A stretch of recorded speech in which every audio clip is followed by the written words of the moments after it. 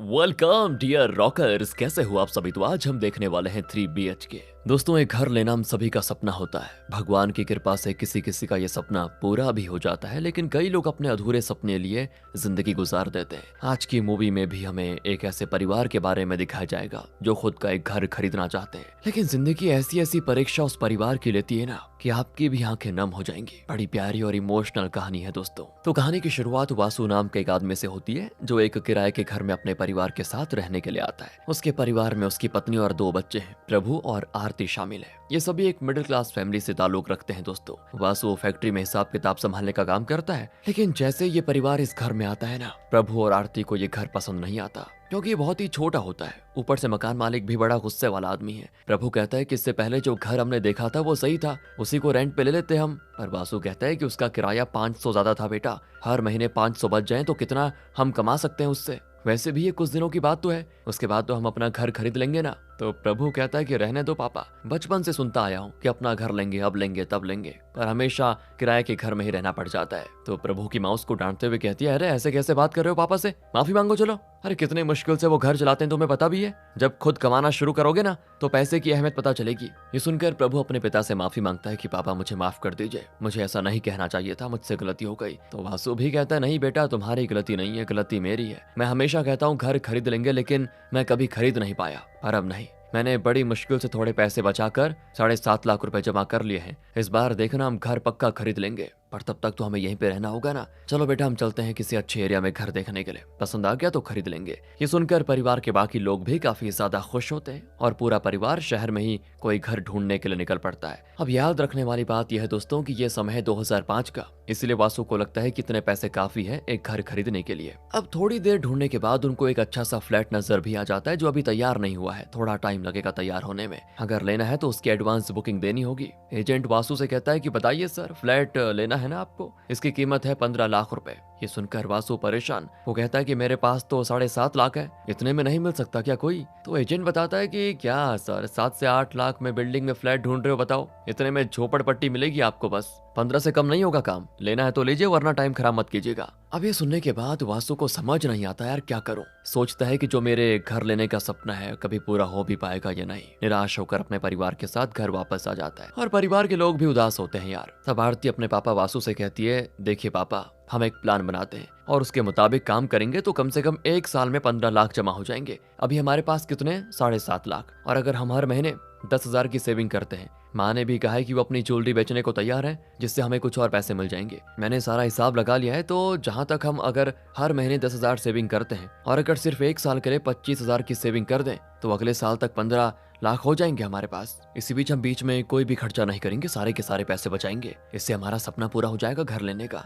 अब ये सुनकर वासु भी खुश हो जाता है। वो फैक्ट्री में दोस्तों 12 घंटे काम करता है। अपने बॉस से वो एक्स्ट्रा काम देने की रिक्वेस्ट करता है तो बॉस दिन का 16 घंटे का काम करवाता है उससे और 10,000 बदले में एक्स्ट्रा सैलरी देने का वादा करता है। वासु भी तुरंत मान जाता है। तो वहीं वासु की पत्नी भी आरती के साथ मिलकर घर में नमकीन वगैरह बनाकर उसे बेचना शुरू कर देती है ताकि उससे थोड़े पैसे आ जाए। इस तरह से मतलब पूरा परिवार अपना घर खरीदने का जो सपना है उसे पूरा करने की कोशिश में जुटा होता है। अब अगले सीन में प्रभु की प्रिंसिपल वासु को अपने पास बुलाकर कहती है कि देखिए प्रभु, इस बार भी 3 पेपर में फेल हो गया है। आप अच्छे इंसान हो समझकर हमने प्रभु का एडमिशन दिया था, लेकिन वो ऐसे फेल हो रहा है, बताओ हमारे स्कूल का नाम खराब हो जाएगा। इसलिए देखिए हम रिस्पेक्ट से उसको स्कूल से निकाल रहे हैं। वासु उनसे रिक्वेस्ट करता है कि प्लीज एक और चांस दे दीजिए ना, अगली बार पक्का पास हो जाएगा वो। वासु फिर प्रभु को डांट लगाते हुए भी कहता है कि बेटा अगर आइंदा पास नहीं हुआ ना तो मुझसे बुरा कोई नहीं होगा। तब जाकर स्कूल वाले प्रभु को एक और चांस दे देते हैं। यहाँ प्रभु के स्कूल में दोस्तों एक ऐशो नाम की लड़की भी पढ़ती है। वो प्रभु की सबसे अच्छी दोस्त है, इसीलिए वो उसको सुझाव देती है कि तुम ट्यूशन क्यों नहीं ज्वाइन कर लेते,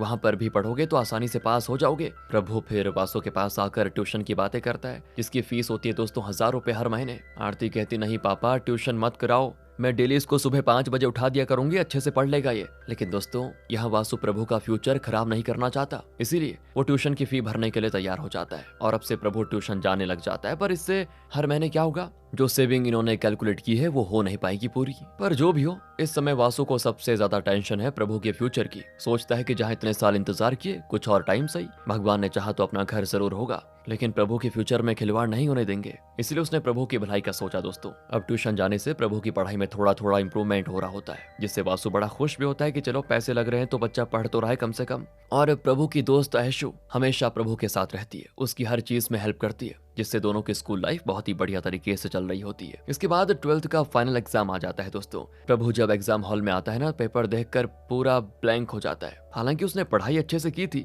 लेकिन उसके दिमाग में पता नहीं क्या घूम रहा होता है। उसके दिमाग में बस यही चलता है कि पापा ने घर लेने के सपने को डिले करके मेरा ट्यूशन में एडमिशन करवाया। ऐसी परेशानियों से जूझ कर भी मुझे पढ़ा रहे हैं पापा, मुझे एग्जाम में अच्छा तो करना ही होगा। पर दोस्तों, इसी चीज की टेंशन में वो पेपर ठीक से नहीं लिख पाता, और जब रिजल्ट आता है तो प्रभु पास तो हो गया होता है, लेकिन बहुत ही कम नंबर से, और वो नंबर काफी नहीं होते किसी कॉलेज में स्कॉलरशिप हासिल करने के लिए। इस चीज से प्रभु का दिल टूट जाता है कि मैं पापा को क्या मुंह दिखाऊंगा। वो तो फिर भी पास हो गया था दोस्तों, लेकिन ऐशु बेचारी फेल हो जाती है, क्योंकि एग्जाम से पहले उसके माता पिता का झगड़ा हो गया था। उसके पिता ने उसकी माँ को मार मार कर घर से बाहर निकाल दिया, और इसी चीज की टेंशन में वो एग्जाम में अच्छे से नहीं लिख पाई। तो प्रभु उसको दिलासा देता है कि देखो सब ठीक हो जाएगा, तुम एक काम करो, री एग्जाम देना। लेकिन ऐशु उदास होकर चली जाती है कि यार अब कुछ नहीं हो सकता। और दोस्तों, यही वो टाइम था कि इसके बाद से प्रभु दोबारा कभी ऐशु से मिला ही नहीं। उसने उसको ढूंढने की कोशिश की, लेकिन ऐशु हमेशा हमेशा के लिए शहर जा चुकी थी। उसी के साथ साथ वासु भी प्रभु के कम मार्क्स से दुखी था कि अब अगर उसका कॉलेज में एडमिशन करवाना है तो बहुत ही मोटी फी देनी पड़ेगी।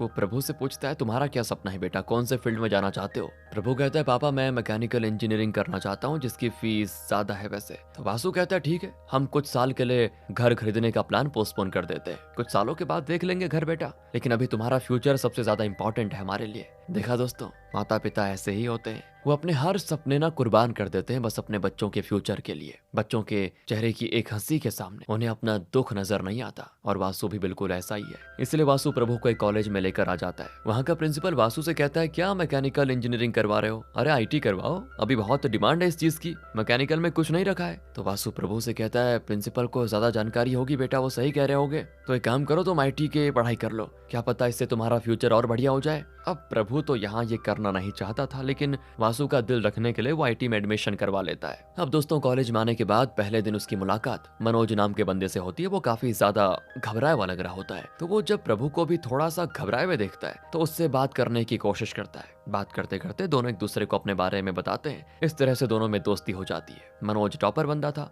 लेकिन प्रभु एक एवरेज, इसलिए कभी कुछ टीचर सवाल करते तो मनोज अच्छे से जवाब दे देता, प्रैक्टिकल भी अच्छे से कर लेता, लेकिन प्रभु हमेशा डांट खाया करता। टीचर उससे कहते, घर वालों की मेहनत की कमाई बर्बाद कर रहे हो तुम, उससे अच्छा पढ़ाई छोड़ दो, कुछ और कर लो। प्रभु दोस्तों जितना कमजोर था ना पढ़ाई में, उतनी ही ज्यादा होशियार आरती होती है। वो हमेशा टॉप किया करती, घर वाले भी आरती से बड़े खुश होते, जिस चीज से प्रभु खुद को ही दोष देने लग जाता कि मुझ में कमी है, मुझसे नहीं हो पाएगा। इस तरह देखते देखते कुछ साल गुजर जाते हैं, और आखिरकार वासु घर खरीदने के लिए 15 लाख का बंदोबस्त कर ही लेता है। और ये करने के बाद वो और उसका परिवार बड़ा खुश होता है कि चलो फाइनली घर मिल जाएगा। तो वासु एजेंट के पास आकर उससे 15 लाख में घर को रजिस्टर करने की बात करता है। तो एजेंट कहता है, क्या सर, 15 लाख उस टाइम का दाम बताया था, अभी बिल्डिंग के बाजू में एक बड़ी कंपनी खुली है, जिससे बिल्डिंग की कीमत आसमान छू चुकी है, पता है। अगर अभी छोटा सा भी घर खरीदिए ना तो कम से कम 25 लाख लगेंगे, उसमें भी मारा मारी चल रही है, बताओ, बहुत कस्टमर है। लेकिन पहले बता दूं, फ्लैट बहुत ही कम है, अगर अभी आप 25 लाख दे सकते हो तो ठीक है, वरना जा सकते हो आप। ये सुनकर वासु का दिल टूट जाता है दोस्तों कि ये नहीं हो सकता,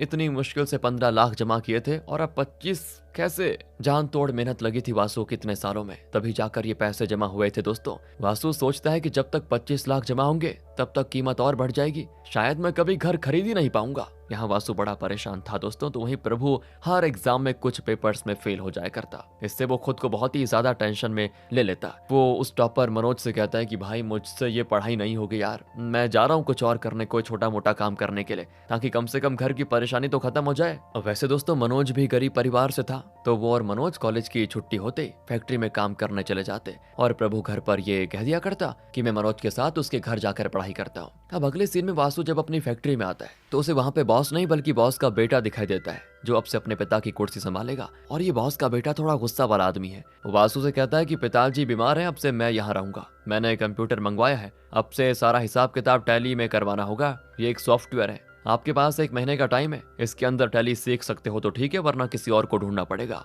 यही होता है दोस्तों, जब मुसीबत आती है तो चारों तरफ से आती है। वासु इस उम्र में टैली सीखने की कोशिश करता है क्योंकि इसके अलावा उसके पास कोई चारा नहीं है ना, वरना बॉस का बेटा उसे जॉब से निकाल देगा, और अगर निकाल दिया ना तो घर तो छोड़ो, किराए पर रहने के लिए भी पैसे बहुत मुश्किल हो जाएगी इनको। इसलिए बेचारा दिन को ऑफिस जाता है, ऑफिस से आने के बाद क्लास जाता है जहाँ टैली सिखाया जाता है। बताओ, मेहनत कर करके 1 महीने के अंदर टैली सीखने की पूरी कोशिश करता है, और भगवान की दया से दोस्तों वो टैली के एग्जाम में पास भी हो जाता है, जिससे परिवार के सभी लोग बड़े खुश होते हैं कि चलो जॉब तो बच गई पापा की। लेकिन तब प्रभु को वासु अकेले में बुलाकर कहता है, देखो बेटा प्रभु, तुम मुझसे छुपा नहीं सकते कुछ भी, तुम्हारे बदन से मशीनों की स्मेल महसूस कर पा रहा हूँ मैं। 17 साल का था तभी मैंने घर की जिम्मेदारियों को उठाने के लिए फैक्ट्री में काम करना शुरू कर दिया था। मेरे ऊपर घर को चलाने और छोटे भाई बहन को पालने की जिम्मेदारी आ गई थी। सभी को पढ़ा लिखा दिया मैंने, लेकिन मैं खुद नहीं पढ़ पाया। इसीलिए ये देखो आज ये छोटी छोटी नौकरी कर रहा हूँ, और मेरे भाई बहन अपनी जिंदगी में आगे बढ़ चुके हैं। इसीलिए मैं चाहता हूँ कि जिस रास्ते से मैं गुजर रहा हूँ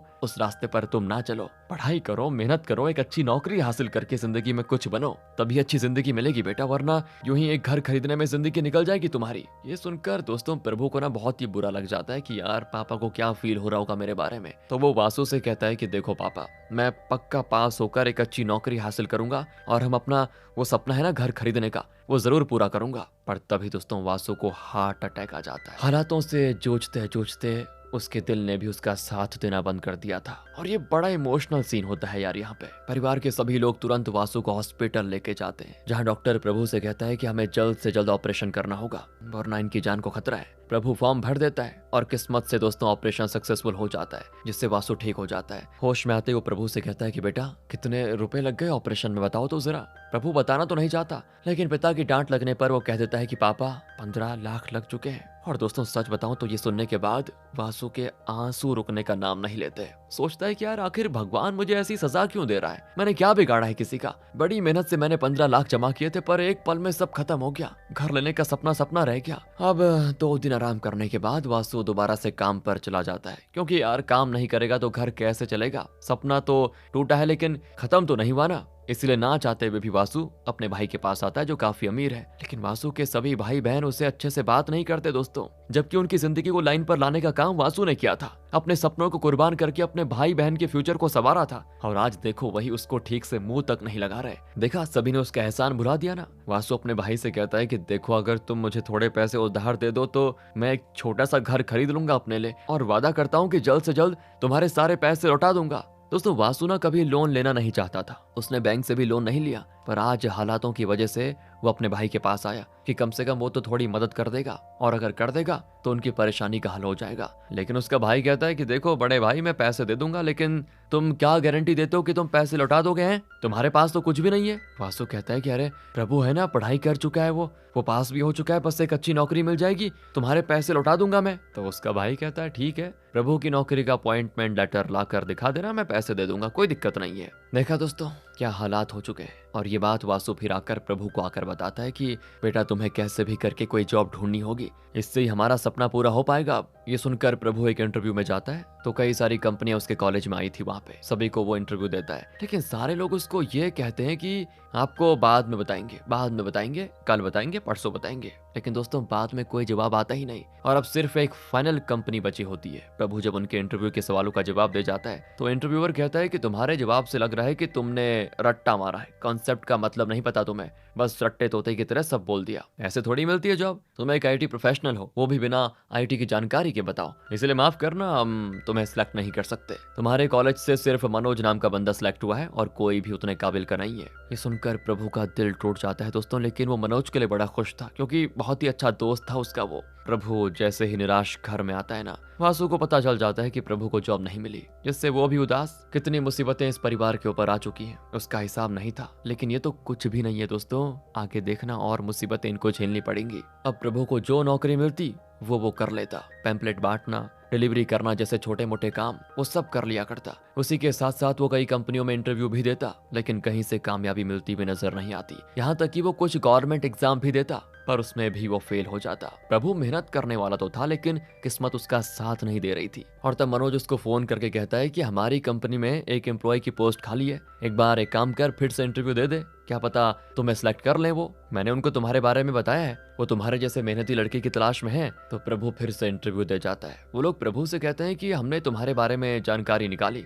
कई बार इंटरव्यू में फेल हो गए हो, अगर इस बार भी फेल होते हो तो क्या करोगे बताओ। तो प्रभु कहता है क्या करना है, मैं दोबारा कोशिश करूंगा, तब तक कोशिश करता रहूंगा जब तक मैं अपनी हार में जीत नहीं ढूंढ लेता। पिताजी ने मुझ पे भरोसा किया है और मैं उनके भरोसे को बरकरार रखना चाहता हूँ। ये सुनकर वो इंटरव्यू वाले प्रभु से कुछ और सवाल करते हैं और उसके सही जवाब देने के बाद वो प्रभु को फाइनली नौकरी पर रख लेते हैं। आखिरकार दोस्तों उसकी मेहनत रंग लाई और उसको एक अच्छी जॉब भी मिल गई। इस चीज से उसकी खुशी का ठिकाना नहीं होता, घर में भी खुशी का माहौल होता है। प्रभु हर दिन टाइम पे काम पर जाता, अपने सारे काम करता, एक्स्ट्रा टाइम भी करता, लेकिन कभी कुछ नहीं कहता क्योंकि उसे इस नौकरी की अहमियत पता है। ऐसे ही काम करते करते कुछ साल गुजर जाते हैं और तब प्रभु अपने माता पिता को सरप्राइज देता है कि मेरा होम लोन अप्रूव हो गया है, मैं लोन लेकर घर खरीद सकता हूँ जिसकी ईएमआई मैं सैलरी से दूंगा। इस बार आखिरकार हम अपना घर खरीद लेंगे पिताजी माँ जी। और दोस्तों इस परिवार का अब जाकर सपना पूरा होते हुए नजर आ रहा था। तो ये लोग एक अच्छा सा घर देखने भी जाते हैं जो उन्हें पसंद भी आ जाता है। लेकिन तब वासु से मिलने उसका भाई आता है। वो कहता है कि मेरी नजर में एक अच्छा रिश्ता है जो आरती के लिए बिल्कुल सही रहेगा,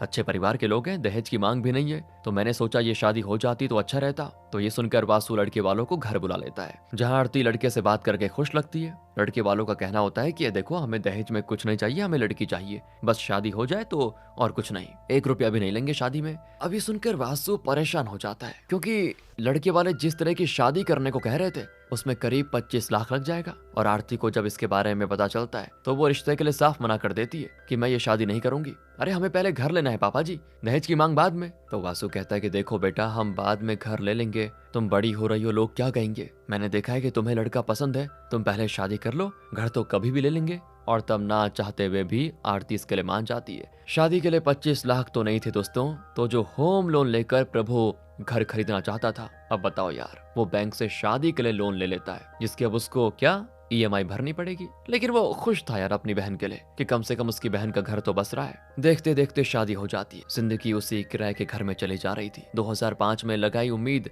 अब दोस्तों 2020 तक आ चुकी है, लेकिन अभी भी हालात वैसे हैं दोस्तों जो पहले हुआ करते थे। अगले सीन में वासु प्रभु से कहता है कि बेटा मेरी नजर में एक लड़की है, हमारे पहचान वाले की है, अच्छे घर की लड़की है और लड़की वाले शादी की सभी जिम्मेदारियों को उठाने के लिए तैयार हैं। प्रॉब्लम बस इस बात की कि लड़की थोड़ी सी शॉर्ट टेम्पर है, छोटी छोटी बात पर उसको गुस्सा आ जाता है, बस ये तुम्हें हैंडल करना होगा, बाकी सब ठीक है, हमारी अभी की कंडीशन के हिसाब से ये रिश्ता बेहतर होगा बेटा। प्रभु कहता है कि पापा मुझे शादी नहीं करनी है, अरे पहले हम घर लेंगे इसके बाद देखा जाएगा। लेकिन माता पिता के समझाने पर उनकी खातिर प्रभु मान जाता है और वो उस लड़की के साथ एंगेजमेंट की शॉपिंग करने एक मॉल में आता है। पर जैसे वो दुकान पर आता है ना कपड़े दिखाने के लिए, वहाँ ऐशु खड़ी होती है। वही ऐशु दोस्तों जो कि स्कूल के टाइम पर प्रभु की सबसे अच्छी दोस्त थी। उसको देखकर प्रभु हैरान कि इतने दिनों के बाद तुम इस हालात में, मैंने नहीं सोचा था। वो ऐशु के साथ अकेले में बात करता है जहाँ ऐशु उसको अपने बारे में बताती है कि वो कितनी परेशानियों से गुजर रही है। वो कहती है पता है जब मैं तुम्हारे साथ थी तब की जिंदगी बहुत बेहतर थी,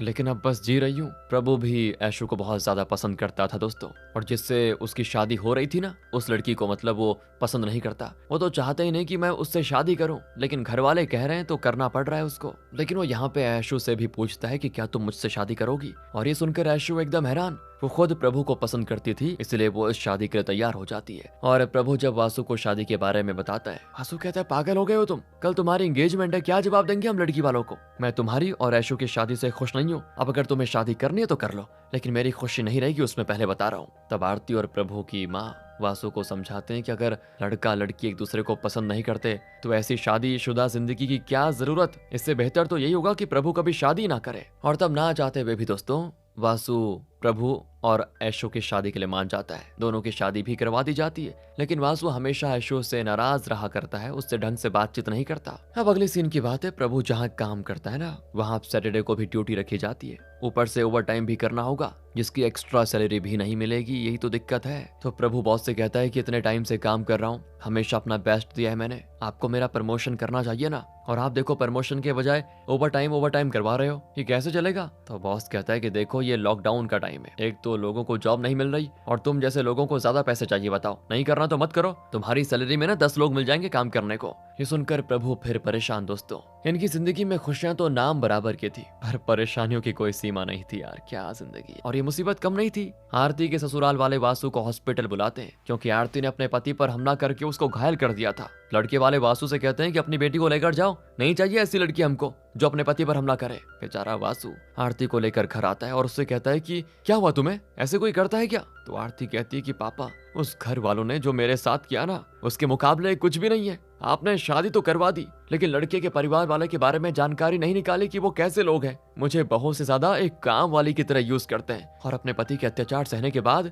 घर वालों ने भी अत्याचार करना शुरू कर दिया था मुझ पे। आरती की माँ कहती है सुनकर कि तो तुमने हमें कुछ बताया क्यों नहीं बेटी? आरती कहती कैसे बताती, 25 लाख की शादी करके जो गई थी, घर खरीदने का सपना भी साथ लेकर गई थी आप लोगों का, और मेरी हिम्मत नहीं हुई ये बताने की, इसलिए बस बर्दाश्त करती रही, लेकिन अब बर्दाश्त से बाहर हो गई थी। इस तरह दोस्तों यहाँ परिवार में मातम छा जाता है कि भगवान भी कितनी परीक्षा लेगा यार। आरती एक बच्चे की माँ थी और बच्चे की भी जिम्मेदारी उस पर आ गई थी क्योंकि लड़के वालों ने उसको डिवोर्स दे दिया, इसीलिए अब से आरती अपने माता पिता के साथ किराए के घर में रहने लग गई। अगले दिन नई सुबह का सूरज देखकर प्रभु ऑफिस जाता है, लेकिन कल जो उसने बॉस से बात की थी ना, आज बॉस उसे नौकरी से निकाल रहा है। नौकरी तो गई, ऊपर से शादी के लिए जो 25 लाख का लोन था उसकी भी ईएमआई भरनी थी। दोस्तों प्रभु घर में आकर फूट फूट कर रोता है कि अब और बर्दाश्त नहीं हो रहा, शायद ये जिंदगी मेरे लिए है ही नहीं। लेकिन उसके माता पिता उसको समझाते हैं कि बेटा ऐसा मत कहो, कोई ना कोई रास्ता जरूर निकलेगा। तो प्रभु हिम्मत करके 34 की एज में दोस्तों मैकेनिकल इंजीनियरिंग करने का फैसला करता है कि मैं मेहनत करके मैकेनिकल इंजीनियरिंग सीखूंगा